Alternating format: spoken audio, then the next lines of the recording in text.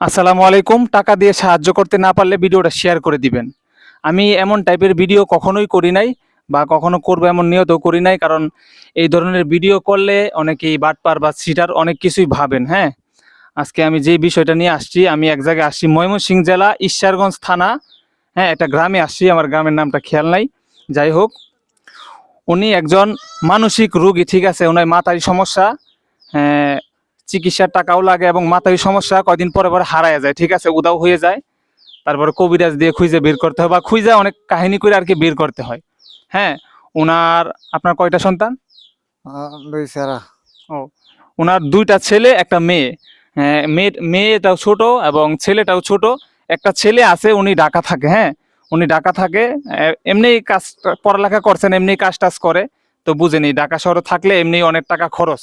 তারপরেও ৭,০০০ টাকা বেতন পায় সম্ভবত। ৭,০০০ টাকা বেতন পায়, ৭,০০০ টাকা থেকে ঢাকায় থাকলে কিন্তু অনেক খরচ। ৭,০০০ টাকাতে কিছুই হয় না। ঢাকা থাকে, তাও ওনার কাছে ৩-৪ হাজার টাকা রাখে বা ৫,০০০ টাকা রাখে, আর বাসায় ৩,০০০ টাকা পাঠায় দেয়। ওই ছেলে যে ঢাকা থাকে, ঢাকা থাকতেও ওই ছেলের কষ্ট হইতেছে এবং ফ্যামিলিতেও কষ্ট হইতেছে। ওনার চিকিৎসার টাকা লাগে, বা ওনার এই জায়গায় কোনো জায়গা সম্পত্তি কিছু নেই, শুধু ওই যে একটা ছোট একটা ঘর আছে এবং এই রান্নাঘরটা আছে, এতটুকুই, আর কিছুই নাই। ঘরের ভিতরেও পানি পড়ে, হ্যাঁ? এখন আপনারা ময়মনসিংহ জেলার যে মানুষরা আছেন, আপনারা অবশ্যই কিছু দিয়ে না পারেন, অবশ্যই ভিডিওটা শেয়ার করে দিবেন। যদি টাকা দিয়ে সাহায্য করতে না পারেন, আপনারা অবশ্যই ভিডিওটা শেয়ার করে দিবেন। আর যে যত কিছু পারেন, যত টাকাই পারেন, ৫ টাকা ১০ টাকা যত কিছুই পারেন, বিকাশ নাম্বার এবং নগদ যা আছে সবকিছু দেওয়া হবে, আপনারা ওই জায়গায় পাঠিয়ে দিবেন ইনশাল্লাহ।